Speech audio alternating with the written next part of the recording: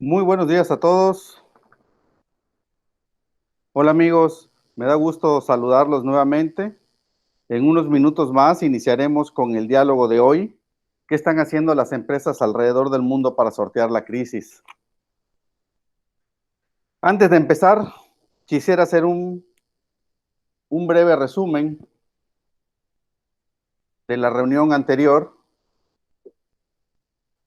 donde la maestra Ana María presentó acciones para afrontar la crisis, empezando por aceptar que estamos viviendo una crisis.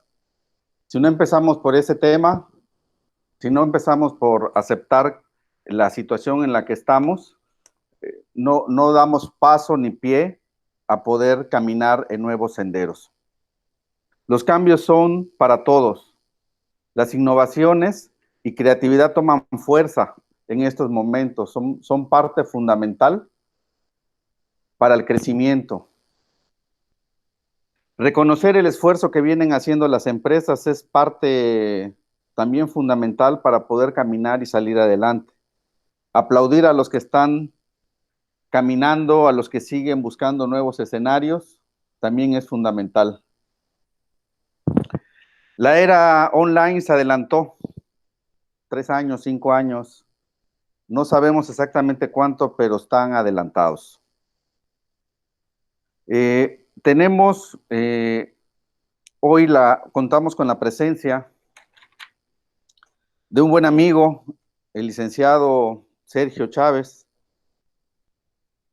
que va a estar con nosotros y que nos va a dirigir una palabra en unos momentos más. Un buen amigo, una muy buena persona y gran profesional, con más de 30 años de experiencia, tanto en la iniciativa privada como en la pública, consultor de diversas industrias nacionales e internacionales, participando activamente en la construcción de las pymes en México, mejorando la productividad y aumentando los ingresos de estas pymes. Él es egresado del primer grupo de consultores acreditados JICA, Y bueno, quisiera dejarle la palabra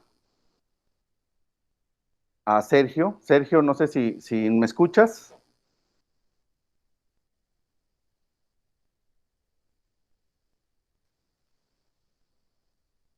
Sergio.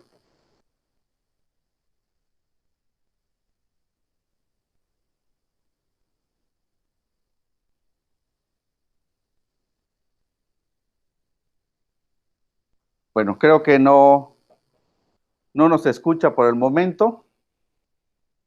Empecemos entonces con el tema y la sesión de hoy. Les presento a la maestra Ana María. Ella es maestra en ciencias nucleares por la UNAM, con estudios de especialidad en técnicas analíticas nucleares en la Universidad de Nueva York, la Universidad de Singapur y la Universidad Técnica de Viena. Becaria del Organismo Internacional de Energía Atómica. Prestó sus servicios durante 20 años en el Instituto Nacional de Investigaciones Nucleares, como investigador, como jefe de laboratorio de técnicas analíticas y nucleares. Es asesor líder en ISO 9000 y ha fungido como auditor de precertificaciones en empresas proveedoras automotrices. El tema que nos va a brindar el día de hoy: ¿qué están haciendo las empresas alrededor del mundo para sortear la crisis? En todos los países, con fin de sortear la crisis desatada por la pandemia, se establecieron medidas de distanciamiento social. En algunos países se han determinado cuáles son aquellas empresas esenciales y cuáles no. En México, específicamente la rama médica y su proveeduría, como la industria farmacéutica, equipo médico y servicios de análisis. La maestra Ana María nos va a hablar sobre la innovación y cómo simplemente el decir tengo una idea no basta hoy en día. La innovación requiere de un mercado y una probabilidad técnica. Me gustaría presentarles a la maestra Ana María. No sé si me escuchas, Ana María. Creo que tienes tu micrófono silenciado. Ok, ¿listo? Perfecto. Bueno, entonces empezamos. Arrancamos, Ana María. Perfecto. Buenos días, me encanta que estén aquí con nosotros en estos diálogos, porque lo que se pretende aquí es que dialoguemos, que compartamos información, que compartamos impresiones, porque tenemos que construir un camino transitable para todo mundo. Entonces, en ese sentido, voy a empezar estas pláticas, estas charlas siempre con una pequeña introducción comentándoles qué pasó en la semana de importancia para las pymes en el mundo, porque realmente toda esta situación va muy rápido y como decía alguien, a nosotros nos está pasando como al alumno que le toca presentar al final de la clase, cuando ya todos presentaron y entonces, bueno, tienes la ventaja de que ves qué errores cometieron y tienes la desventaja de que tienes que superar a los demás. En ese sentido, pues, ¿qué pasó en la semana que ya empezó a abrir la mayoría del mundo, del primer mundo? En Europa, Italia, España está ya en su proceso de reapertura. De hecho, ya están dando los pasos para el desconfinamiento de la gente. En España, primero empezaron a salir los niños 1 hora diaria, acompañado de uno de los padres. En Italia ya puede salir también, tanto en España como en Italia, ya se puede salir los adultos también, alrededor de donde viven, a hacer ejercicio. En 15 días abren los pequeños comercios. Pero aquí lo que tenemos nosotros más cerca es Estados Unidos. Y eso, para bien o para mal, nos afecta muchísimo. ¿Qué está pasando en Estados Unidos? Bueno, pues que la semana pasada, a pesar de que ellos están todavía en la parte más alta del pico, por lo menos en Nueva York, que es la ciudad más afectada, están reabriendo ya las cadenas, las principales industrias, que es la industria armamentista, la industria automotriz, la industria de bienes de capital, etcétera, ¿no? Entonces, la semana pasada empezaron ya a abrir algunos estados, los que están no muy afectados. Esta semana abren varios estados más y los estados más afectados, como son Nueva York y Michigan, que son muy importantes. Michigan, acuérdense que es sede de importantes industrias automotrices, está en veremos. ¿Qué tiene de relevancia esto principalmente para nosotros? Pues que Estados Unidos está presionando fuertemente a México, al gobierno mexicano, para que permita abrir las empresas de proveeduría de las empresas estadounidenses. Principalmente el Pentágono mismo la semana pasada lanzó vamos a decir, un comentario de que era muy importante que México permitiera a las empresas mexicanas que son sus proveedores, porque por ejemplo en México está establecido uno de los proveedores importantes para los helicópteros Black Hawk, por ejemplo, y también hay importantes proveedores no solamente del sector automotriz, sino del aeronáutico. Entonces, esto es importante para México en dijéramos, esas cadenas que ahora están fracturadas. No podemos ignorar ya que tienen que estar muy enlazadas y que tenemos como naciones que dentro del nuevo tratado se contemplen estas cuestiones, la sincronización de las cadenas productivas. Y hago énfasis en esto porque más adelante en la plática que vamos a tener la siguiente vez, en el 13 de mayo, vamos a tocar el tema de las cadenas productivas y la importancia de reconocerse como parte de las cadenas productivas, cómo funcionan, todo ese tipo de cosas, ¿no? Entonces, ahorita es lo que está pesando mucho en la relación con nuestro principal socio comercial, Estados Unidos, esa desincronización de las cadenas productivas.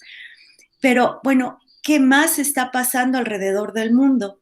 La semana pasada, pues decíamos, ¿cómo está? ¿Qué están haciendo para sobrevivir?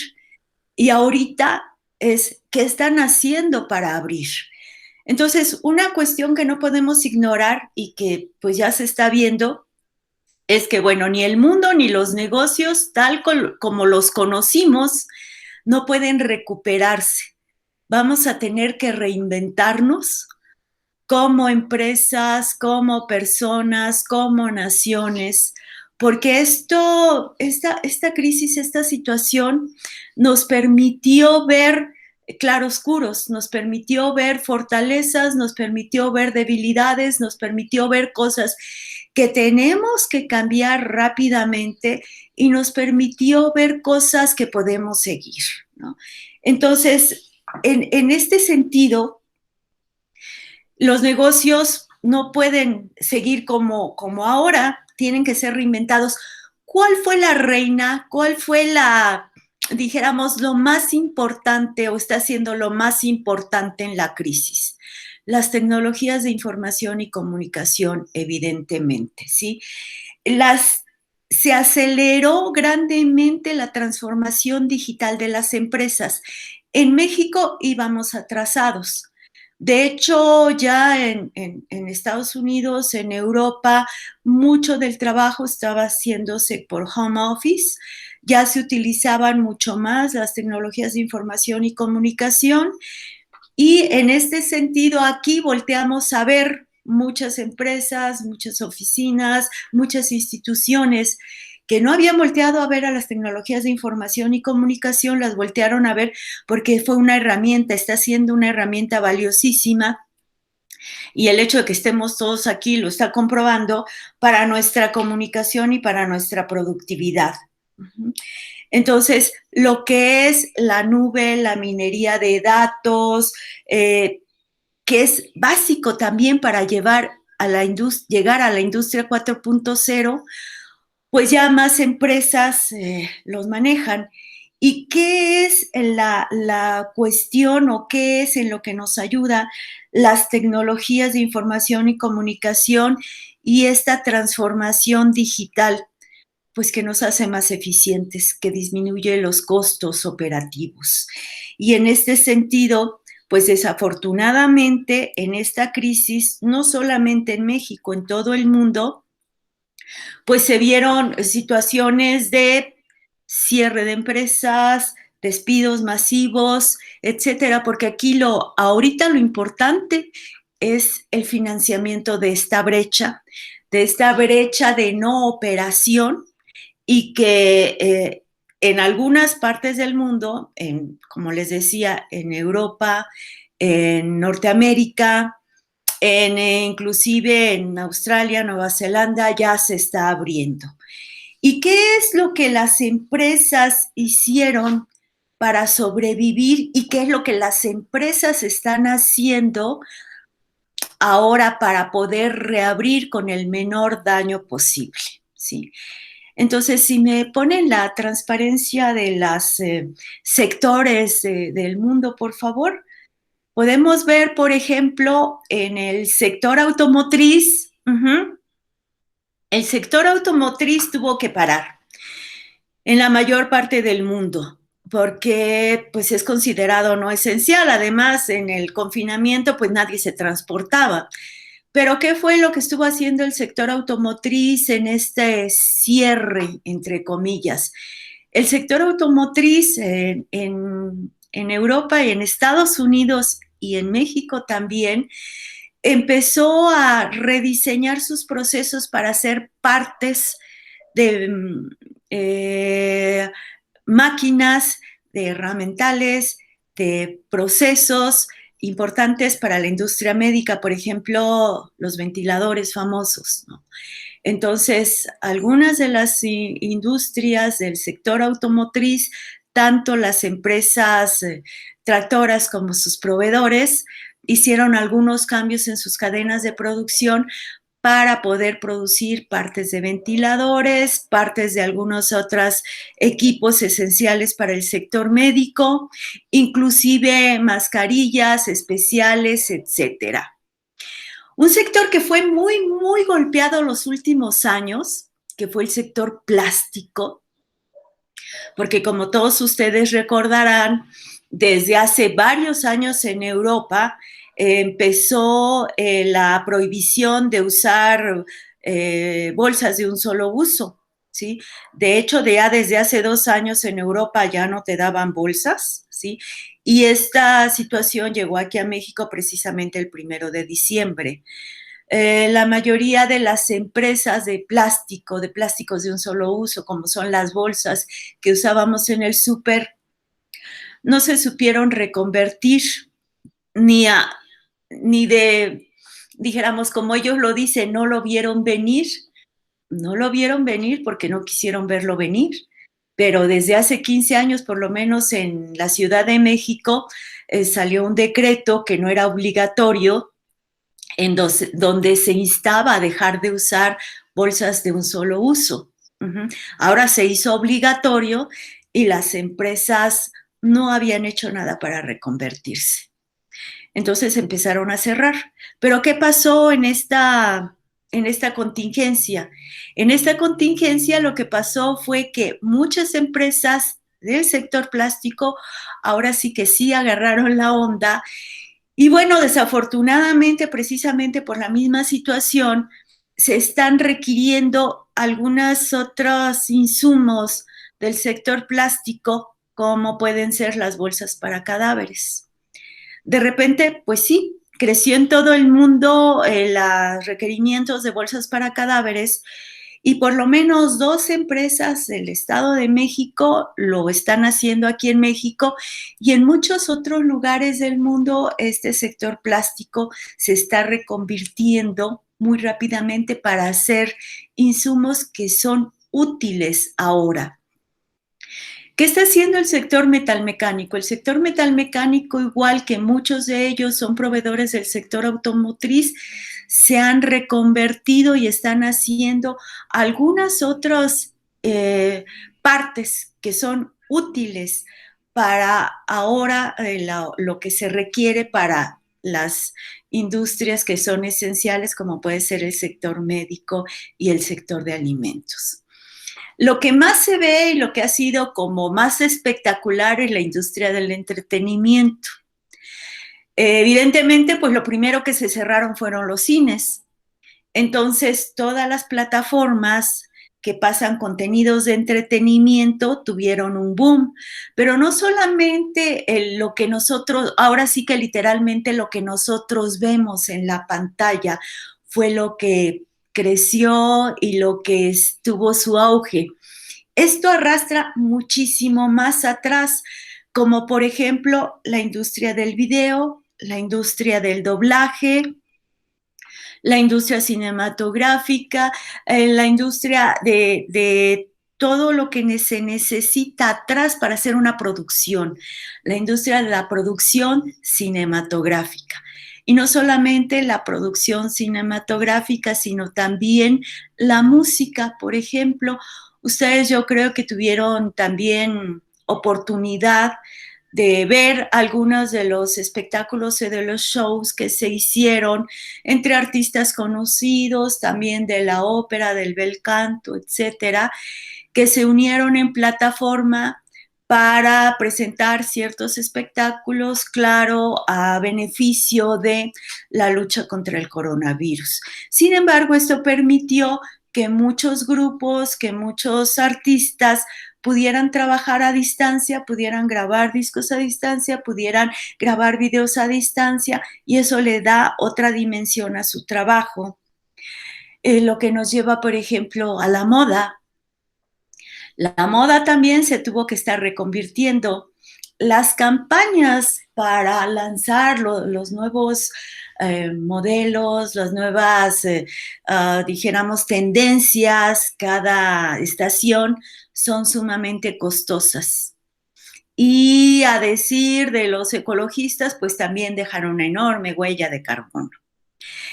Porque se requiere trasladar a mucha gente, se requieren una serie de insumos.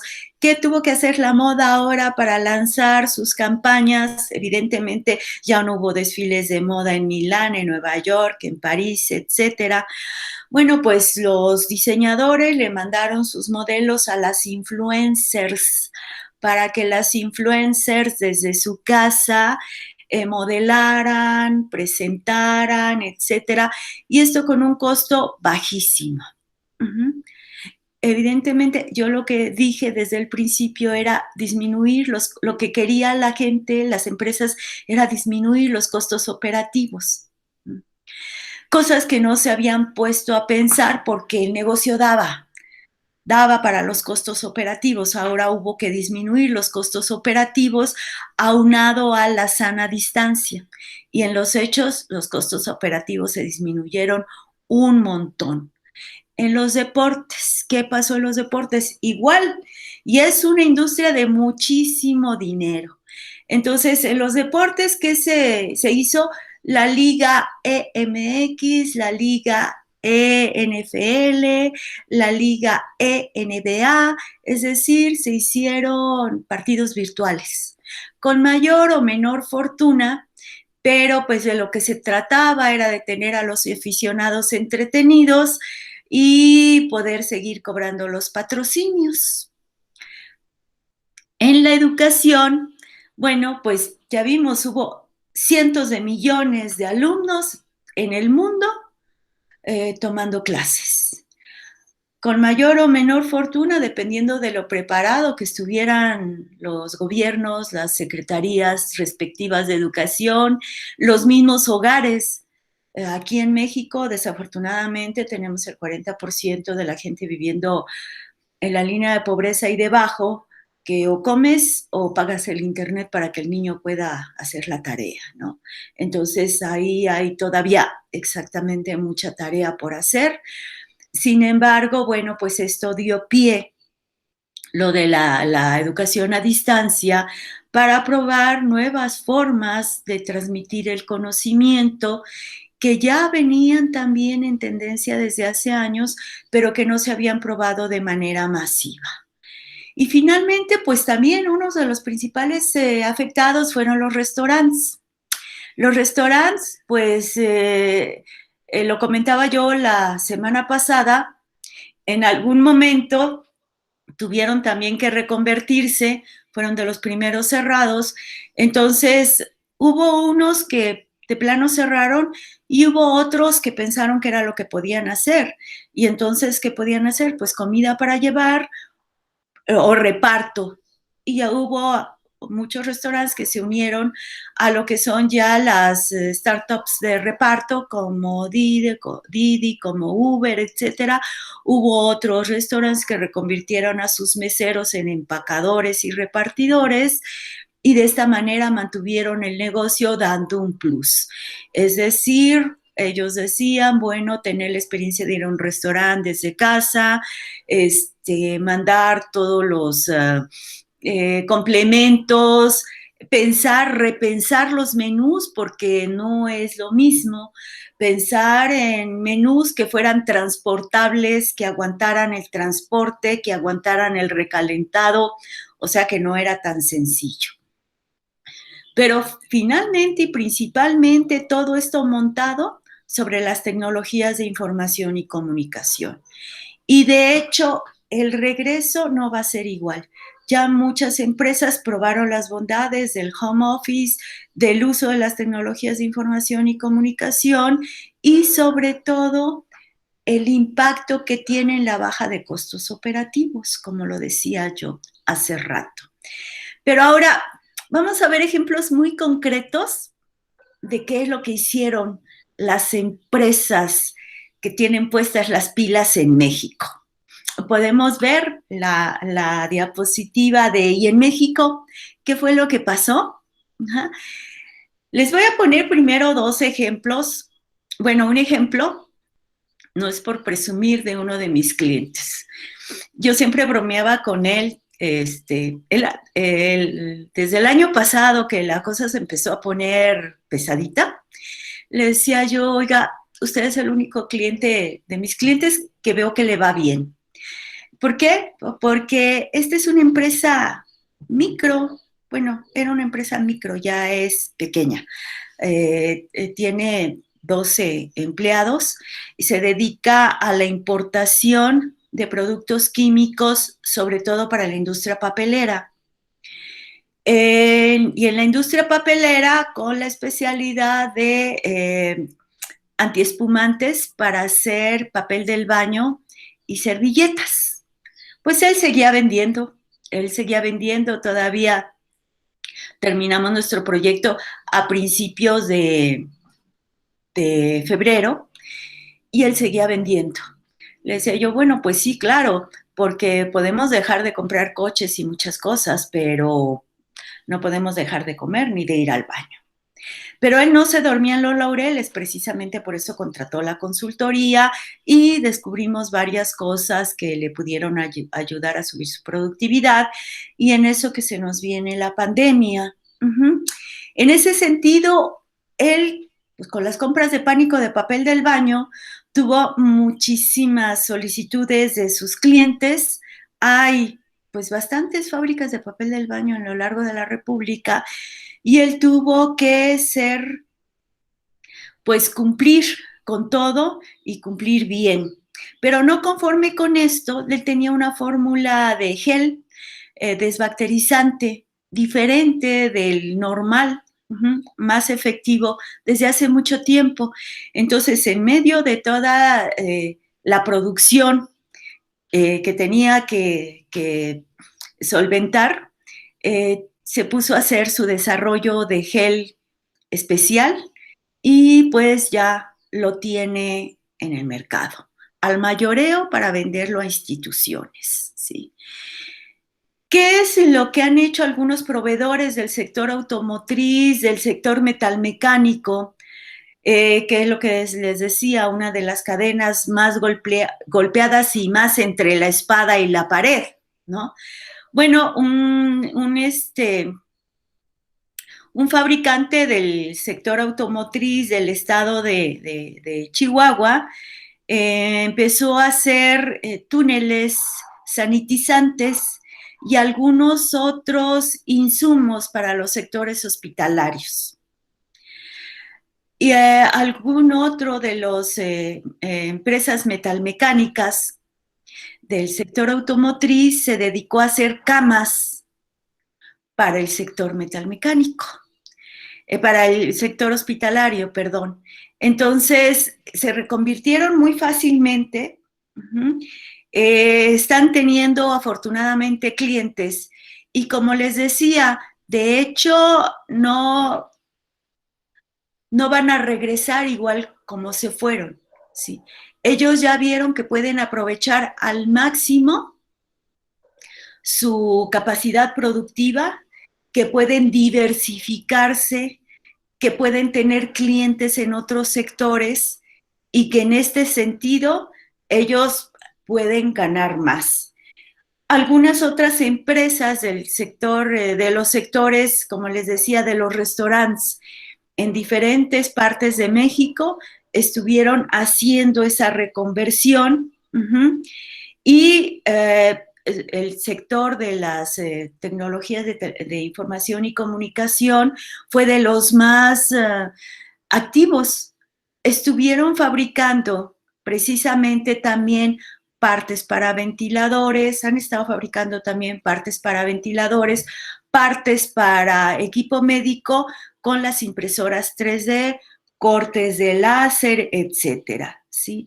Entonces, en ese sentido, aquí en México también hemos tenido empresas que se han puesto las pilas, que se han reconvertido, que se han reinventado.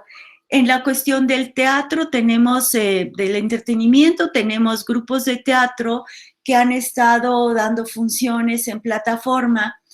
En este sentido también, bueno, hay muchas grupos que están dando de grupos de teatro que están dando sus funciones en plataforma sin costo. Dices, bueno, ¿y dónde está el negocio? Están creando público, ¿sí? El sector cultural igual, ¿sí? Están haciendo recitales, están creando más público, porque cuando termine todo esto, bueno, parte de ese público regresará a esas plataformas. General Motors en Toluca reinventó sus líneas, reconformó sus líneas para hacer también partes para ventiladores, partes para equipo médico y cubrebocas especiales. En la cuestión de confección de ropa, les comentaba yo, no solamente las casas de moda, sino muchas maquiladoras de moda de ropa se pusieron a hacer vestimentas de las solicitadas en los hospitales, cubrebocas, etcétera. Y sobre todo en México, no sé si sabían, somos de los principales productores de videojuegos en el mundo. Bueno, pues han tenido mucho auge, mucho trabajo, se pusieron a hacer muchas, a trabajar mucho, a hacer mucha producción y también la industria del doblaje. En México tenemos una muy buena industria del doblaje.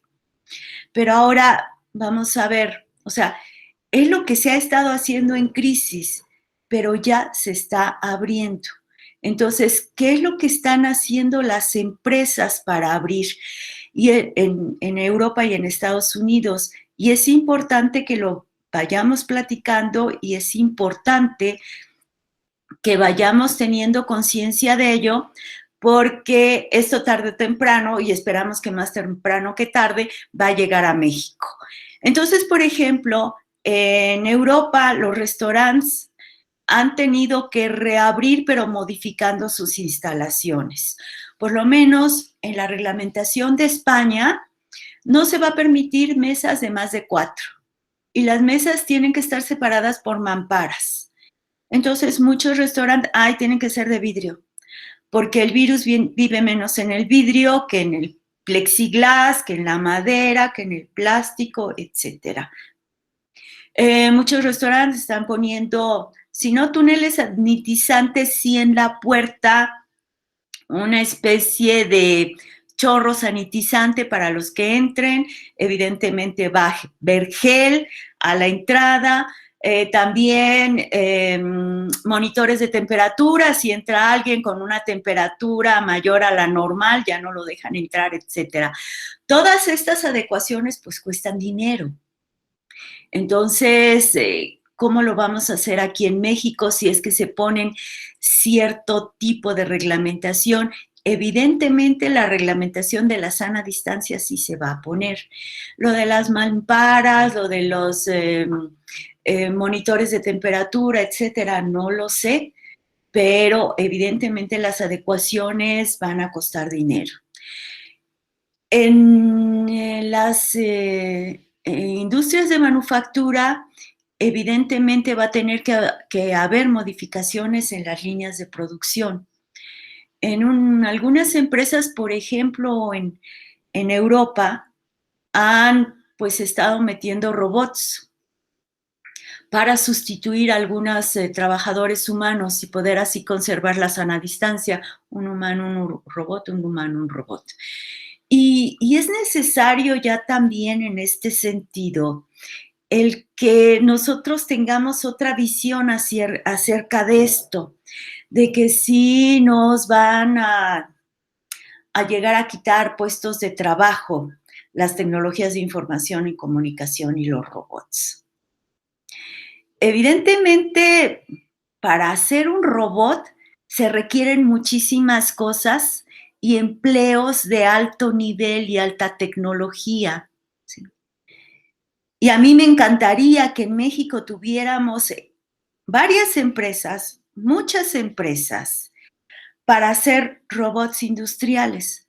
A mí me frustra grandemente, más que darme gusto me enoja, me tiro al suelo como la niña del exorcista con la cabeza dando vueltas. Cada vez que veo una noticia en el periódico de que los chicos de tal o cual universidad, de tal o cual prepa, de tal o cual secundaria y hasta primaria, ganaron un concurso de robótica en Ruanda, Burundi, o en Sarajevo, o en algún lado. Pues, so what? Yo no he visto ningún robot industrial mexicano en ninguna de nuestras plantas automotrices, por ponerles un ejemplo. Nos quedamos en los prototipos. ¿Y qué pasa con esos chicos que ganaron su premio de robótica representando a su secundaria, su prepa, su universidad? Porque no se les ha sabido guiar a que ese robot lo pueden hacer de manera industrial y poder obtener ganancias de ello. ¿Sí? Y ahí es donde empezamos a hablar de la innovación. Y ahí es donde empezamos a hablar de que no vamos a regresar al mundo igual. Entonces, si estas cuestiones de la sana distancia permanecen, vamos a tener que cambiar las líneas de producción y vamos a tener que tender a Industria 4.0. Y yo les pregunto, ¿vamos a tener que seguir amarrados a comprarle su robot a KUKA, que es la principal empresa que vende robots y que es alemana? ¿O explotamos el talento de nuestros chicos? Y digo explotamos en el mejor sentido de la palabra, que no se queden las cosas en un prototipo de juguetito, sino que necesitamos ayudar a las instituciones, ayudar a las empresas a que detonen su talento. Entonces, bolsas plásticas especializadas siempre se han necesitado. Por ejemplo, estas empresas que les comento que están haciendo ya bolsas plásticas para cadáveres, tienen pedidos ya de Europa, de Centroamérica, de Estados Unidos, etcétera, porque evidentemente había muy pocas empresas en el mundo que hicieran esto. Estas empresas, repito, cuando recibieron los pedidos de bolsas para cadáveres, ¿qué fue lo primero que hicieron? Por comodidad, lo que han estado haciendo muchas de nuestras empresas, pedirlos a China. De China les contestaron pues que estaban muy ocupados, obviamente, y que pues más o menos en 3 meses les iban a mandar las bolsas. Y bueno, pues estas 2 empresas deberían de ser más, se pusieron las pilas, rediseñaron sus procesos, diseñaron el prototipo, lo probaron, no necesitan permiso de COFEPRIS, afortunadamente, y se pusieron a hacerlas y ya están surtiendo. No se dan abasto, no pueden surtir a todo el mundo como se los está pidiendo, pero ¿se puede o no se puede? Pues sí se puede, pero pues estábamos muy cómodos aquí, ¿no? Comprando en China. Uh-huh. Otra buena noticia, digo buena noticia entre comillas, es que muchas empresas de Estados Unidos están reconsiderando el traer sus proveedores, o sea, dejar los proveedores de China para traerlos aquí a América, lo cual es una gran oportunidad para México. Pero también igual, pues tenemos que ponernos las pilas. Uh-huh. Y una muy buena parte de esta cadena productiva de subir el nivel de nuestros productos y servicios, como ya lo dije, pues es, por supuesto, el recurso humano, un recurso humano bien preparado, ¿sí? Un recurso humano que maneje las cosas como lo exige el mundo moderno. ¿Por qué no podemos hacer robots industriales? ¿Por qué nos quedamos en el prototipo de juguete? Porque se necesitan aplicar altas matemáticas en lo que son los movimientos de los ejes. Esas son ecuaciones. ¿Se acuerdan de las derivadas? ¿Se acuerdan de todas esas matemáticas, el cálculo diferencial e integral? Bueno, pues eso y más, ¿sí? En 3 dimensiones, los robots hacen movimientos en 3 dimensiones, tienes que diseñar eso para que lo repitan y esas son ecuaciones matemáticas de cálculo diferencial e integral. ¿En qué lugar estamos en el mundo en matemáticas? En el último. Entonces necesitamos esto, como decía yo, pues nos está cambiando el mundo y necesitamos rápidamente reconvertirnos para utilizar el conocimiento más y más rápido. Y allí, pues yo creo que un factor fundamental son los consultores. Entonces tenemos mucho trabajo por hacer. ¿Me pasa la siguiente, por favor? Uh-huh. Tenemos nosotros que para tener una empresa exitosa, pues nosotros, ya lo había yo comentado, la siguiente, por favor, ya lo había yo comentado, para una empresa exitosa necesitamos que sea productiva, que haga más con menos, ¿sí? Porque también esto es una verdad, de acuerdo con datos de INEGI, las micros y las grandes empresas son las que tienen ganancias. Las pequeñas y medianas empresas están abriendo un hoyo tapando otro. Entonces, no tienen ganancias negativas, no tienen utilidades. ¿Por qué? Porque no tenemos nuestros procesos bien establecidos, sistemáticos, pero sobre todo que sean productivos. Entonces, eso es lo primero. ¿Qué otra cuestión tenemos? Necesitamos precisamente la flexibilidad. Y esto se ve mucho en las cadenas productivas, sobre todo el sector automotriz. La empresa tractora te dice, el año que entra la defensa no va a ir cuadrada, va a ir redonda. Y no va a ser de lámina, va a ser de fibra de carbono. Entonces, tú como proveedor tienes que ingeniártela para adaptarlo, tienes que innovar. Entonces, la flexibilidad, la innovación va de la mano de la innovación, ¿sí? Y, por supuesto, como le decía, identificar nuestras cadenas productivas, que eso ya se está viendo que nos está causando un problema. Bueno, nos está causando un problema a todo el mundo, porque las aperturas, como fueron poco a poco, las cadenas productivas se desincronizaron. Entonces, ahorita tenemos problemas con Estados Unidos, China tiene problemas con sus proveedores que todavía no abren, igual, ¿sí? Pero esto es bueno en cierto sentido porque visibiliza las cadenas productivas y su importancia. Un proveedor de una cadena productiva de alto nivel, como puede ser la industria electrónica automotriz, no se hace de la noche a la mañana. No se trata de que quita este y mete a este otro. Necesitamos alinearnos en calidad, en costo y en servicio, que eso vamos a hablar en las siguientes conferencias. La siguiente, por favor, ¿sí? Entonces, ya decíamos que la innovación se genera cuando hay una necesidad de mercado y una posibilidad técnica. Remember las bolsas para cadáveres, ¿no? Había una necesidad de mercado, había una posibilidad técnica, se tenían los recursos, hubo que trabajar 15 días, trabajaron a marchas forzadas 15 días para rediseñar sus líneas, para hacer los prototipos y ya están vendiendo. Pero también tenemos que ser productivos.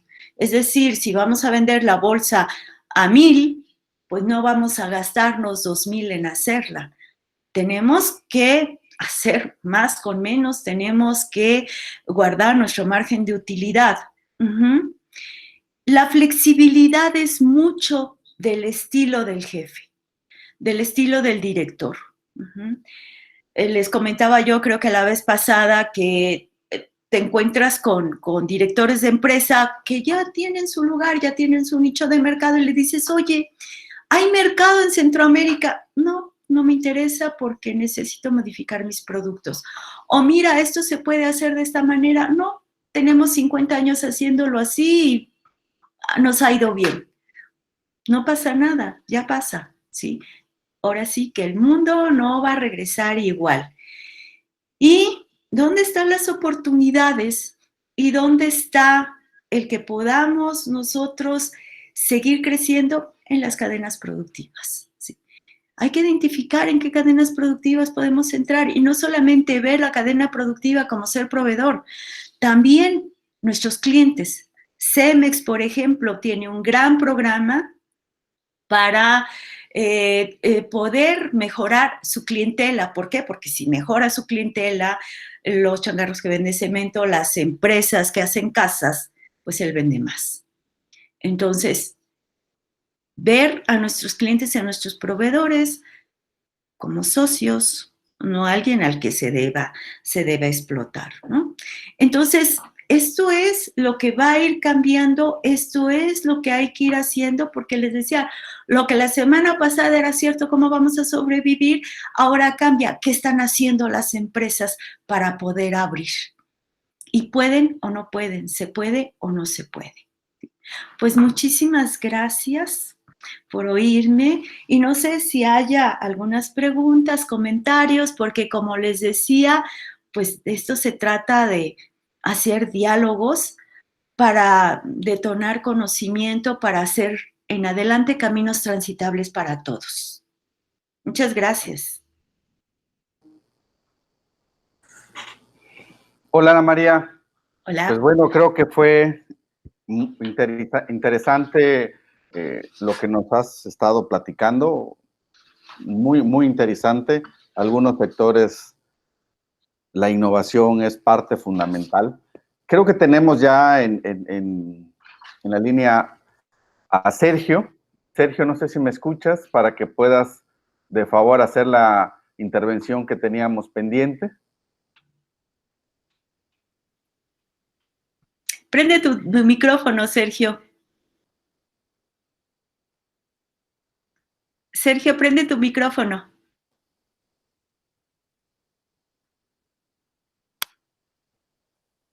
No se te oye, Sergio, prende tu micrófono.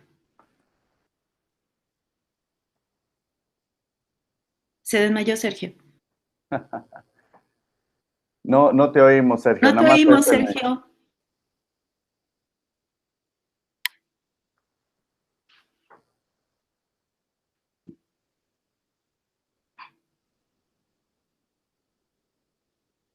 se No, creo que desconectó. se desconectó. Sí. Ok, bueno, pues no sé si quieras tú hacer un resumen, Luciano. Sí, cómo no.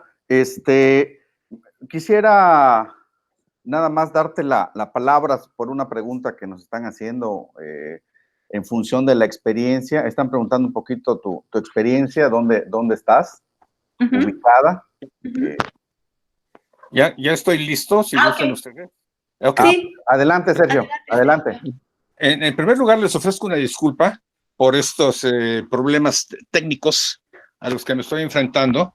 Yo he tenido este tipo de videoconferencias, pero en la computadora, y esa es la primera que tengo en el celular. Entonces, me estoy yo peleando con los botones y con lo demás, pero ya afortunadamente pude conectarme. Les ofrezco una disculpa a todos, principalmente a ustedes, Ana María y a Luciano, por este problema. Igualmente les agradezco a ustedes dos la oportunidad de dirigirme tanto a ustedes como a la audiencia presente, que interpreto que son las personas que están interesadas básicamente en buscar lo que es la mejora en la productividad de las empresas. Debo comentar que cuando salió la primera convocatoria por parte en aquel entonces de la Secretaría de Economía, en la presidencia del señor Calderón, de alguna forma me enteré de este asunto de las certificaciones como consultores y entonces tomé la opción de registrarme en lo que fue en aquel entonces en un trámite súper sencillo, súper rápido, y que pude empezar la capacitación oportunamente, aunque tenía ya las fechas de acuerdo con el programa de la Secretaría de Economía ya muy encima, pero logré hacerlo y me enteré del programa que tenía el programa Pimejica de desarrollar o certificar a 500 consultores en el territorio nacional para ayudar a mejorar a las empresas, a las pymes, hablando de micro, pequeñas y medianas empresas, a mejorar su funcionamiento para poder calificar, como se comentó en un momento, como proveedores de las industrias, de las empresas japonesas ubicadas en México que querían nacionalizar todos sus insumos.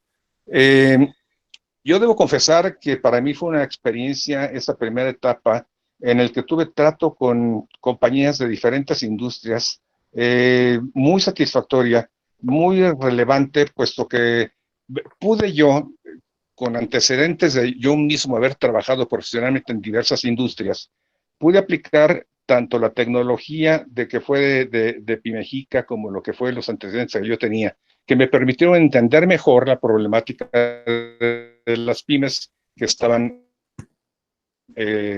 calificando, que estaban inscribiéndose en el programa. Debo reconocer que lo que fue los trámites para que estas empresas se incorporaran también era de lo más sencillo, puesto que uno mismo como consultor podía dar de alta al prospecto en lo que era el programa PYME, y la Secretaría de Economía en aquel entonces, en un lapso máximo de 36 horas, enviaba la confirmación de que esta empresa ya estaba habilitada, lo que significaba en aquel entonces que aceptaba la Secretaría de Economía aceptar el compromiso del subsidio que se estaba ofreciendo para promover este programa. Para mí fue una experiencia sensacional. Trabajé con empresas de manufactura, del sector de manufactura, con empresas del sector comercio, con empresas del sector servicios y con problemáticas totalmente diferentes, como fue la de un desarrollador de software, como fue la de un fabricante de gradas y este tipo de accesorios para todo lo que son desfiles y eventos masivos, como fue lo que un desarrollador de señalamientos de tránsito, que resultó que casualmente su cliente principal era el municipio de las ciudades en las que se movía este amigo. Entonces fue una experiencia sensacional. Siento yo que la metodología del programa de consultoría empresarial sigue siendo vigente. Debo de comentar que yo la sigo aplicando. Sigo aplicando lo que es el diagnóstico inicial, tanto lo que era el diagnóstico inicial de las 50 preguntas, como fue ya el desarrollo completo del diagnóstico de las 250 preguntas, divididas a razón de 50 preguntas por cada una de las áreas operativas de la empresa, entendiendo la administración o como gerencia general, recursos humanos, manufactura o logística, lo que es la parte comercial y lo que es la parte de finanzas de las empresas. Y resulta muy ilustrativo y muy educativo, inclusive para los mismos empresas a las que se les está dando el servicio, el que van descubriendo que carecen de mucha, vamos a llamar estructura operativa. No voy a hablar de estructura formal de tener departamentos, sino de tener la actividad en función. Muchos de ellos tienen la función, vamos a llamarle, de una manera empírica. ¿Por qué? Porque saben que tienen que contratar a un empleado, a un obrero, y que tienen que firmarle un contrato y que tienen que pagarle algo, pero de allá que tengan un programa de reclutamiento, a que tengan un programa de inducción, a que tengan un programa de capacitación para el personal para adecuar su experiencia a los requerimientos de la empresa, eso es difícil. Y es difícil, o ha sido difícil, por básicamente lo que yo pude ver en lo que eran las semanas PYME, en el que funcionábamos muy bien y que continúa siendo vigente. Muchos de los microempresarios, de los pequeños empresarios, tienen un alto interés en capacitarse, tienen hambre de conocimiento. Eso también lo comprobé en mi etapa de instructor externo en Bancomex, antes de que iniciara ProMéxico, en el que yo tenía sesiones de capacitación para 60, 70, 80 microempresarios en un curso determinado. Entonces el hambre era esa, el seguimiento que hacían era muy importante. Pero luego, ¿qué es lo que sucedía? ¿No? Empezábamos a enfrentar los problemas de inversión, de que si pago la nómina o pago el requerimiento familiar de la empresa del dueño, o qué es lo que voy a hacer. Y había que convencerlos a base de presentar los beneficios que se iban a obtener de corregir las situaciones que presentaban defecto en sus empresas, ¿no? Y verles el tiempo en el que se podía lograr esto, si es que ellos cumplían con el primer requisito que se requiere para que cualquier programa de consultoría sea eficaz, que exista el compromiso por parte del empresario. Si no existe el compromiso por parte del empresario, me van a disculpar, pero entonces estamos perdiendo nuestro tiempo, aunque lo estemos facturando, pero estamos perdiendo nuestro tiempo, porque sabemos que no va a trascender lo que estamos haciendo. Entonces es importante que cuando hagamos los diagnósticos iniciales, sí le demostremos a nuestro prospecto, a nuestro cliente, los beneficios que va a tener de implementar lo que se pueda generar, que se va a implementar de la mano con él, no va a ser iniciativas de que llega uno con una varita mágica como en la película de fantasía de Walt Disney, a dar varazos por acá y varazos por allá y todo se va a corregir. No, no, tiene que comprometerse a que cada quien en su empresa haga lo que tiene que hacer. Un punto que me ha llamado mucho la atención de la plática de hoy de la maestra Ana María ha sido propiamente lo que ha sido la revitalización del concepto del home office, y yo agregaría también del home school, ¿sí? El concepto de home office, que yo lo manejé durante 9 años, de 2006 hasta 2015, en el que yo trabajaba para una empresa que tenía sede en Jackson, Michigan, pero actividad a nivel mundial. Y actividad a nivel mundial en el que yo estaba contratado para esta empresa con sede en la Ciudad de México y tenía que yo dar servicio a todos los miembros de la asociación en todos los países latinoamericanos, excluyendo Brasil.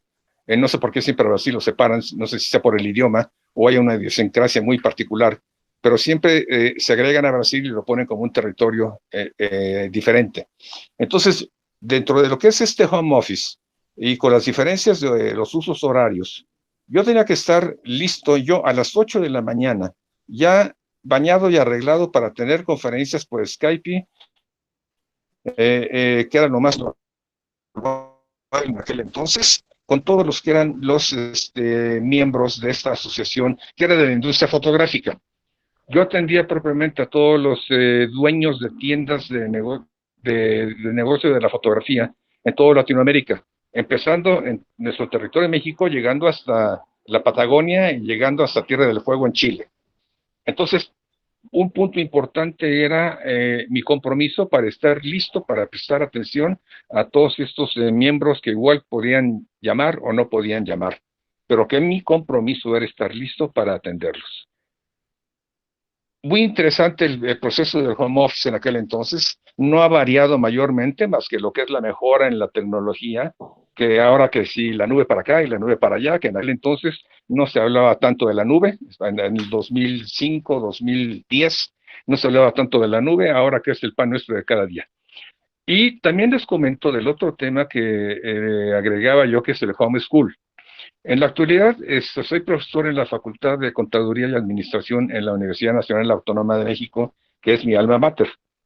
Y debido a esto del COVID-19, se tuvo que cambiar la modalidad de lo que es la asistencia presencial a lo que es la asistencia en línea. Y es ahí donde yo también he notado una situación que no ha cambiado para nada desde lo que fue enero del año pasado, en el que en un desayuno de los profesores de la facultad del área de Mercadotecnia, unos profesores jóvenes que me veían así como que ya llegó aquí el señor Canoso, ábranle paso porque no se nos vaya aquí a desmayar. Me preguntaban, maestro, una pregunta, ¿qué diferencia usted encuentra entre lo que es la generación de la que usted formó parte como alumno a la generación actual que tiene como alumno, ¿no? Y entonces mi respuesta fue muy sencilla y se define en una sola palabra: compromiso. El compromiso que en mi generación es 1965-1969, se manifestaba en el hecho de que ya al término del segundo año de la carrera, en aquel entonces eran años y no semestres, ya el 60% del alumnado de mi generación ya trabajábamos de tiempo completo. Y lo veíamos porque íbamos de traje, de corbata, y mis señoras iban de vestido, muy arregladitas, etcétera, etcétera, ¿no? Y lo que es mi generación actual, que ya llevo 3 años consecutivos, con semestres consecutivos en la Facultad de Contaduría y Administración, me estoy encontrando con que estando en sexto semestre o en séptimo semestre de la carrera, el porcentaje de gente que trabaja es mínimo, no llega ni al 20%. ¿Por qué? Porque están esperando, yo creo que la justicia les haga revolución o algo así, pero la diferencia que yo definí como compromiso es vigente tanto para esta situación como también para todos los empresarios con los que vamos a trabajar, a los que vamos a hacerles una oferta de valor para que realmente se convenzan de los beneficios que arrojan los programas de consultoría, particularmente que dirigen Ana María y Luciano, y que debe ayudarles a reincorporarse a la economía que resulte de este virus y que va a estar ya modificada en base a lo que nos ha comentado Ana María en la sesión de hoy.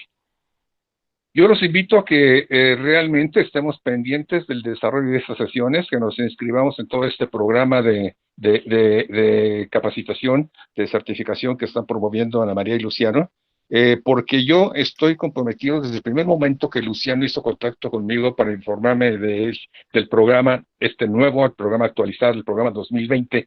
Yo le dije, ¿sabes qué? Cuenten conmigo, porque lo que yo hice con el programa anterior fue maravilloso. Tanto para mis clientes empresarios como para mí, fue muy satisfactorio ver que lo que se acordaba, que se lo recomendaba, que lo que se analizaba y lo que se implementaba realmente daba beneficios. Y no estábamos hablando de un enfoque totalmente de productividad como ahora lo está planteando Ana María.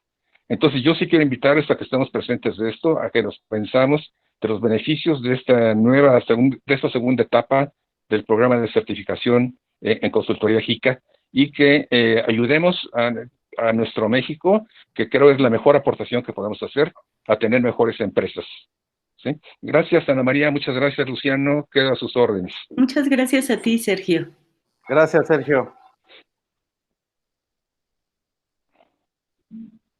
Bueno, pues continuando, Ana María, no sé si nos quieres dar alguna frase final. Yo creo que nos llevamos de esta reunión, me lo llevo yo muy personalmente, que los negocios tienen que ser reinventados. Y ahí tenemos que estar para ayudar a ese reinvento. Ana María, por favor. Así es, Luciano. Creo que había una pregunta, o no sé si hay preguntas. Perdón, sí, bueno, una persona está preguntándonos un poquito acerca de la experiencia profesional que tienes y dónde te encuentras ubicada. Bueno, como Luciano dijo al principio, pues sí soy ingeniero industrial, tengo la maestría en ciencias nucleares y lo he dicho varias veces, que hace una maestría de ciencias nucleares aquí de consultora. Bueno, pues es muy sencillo.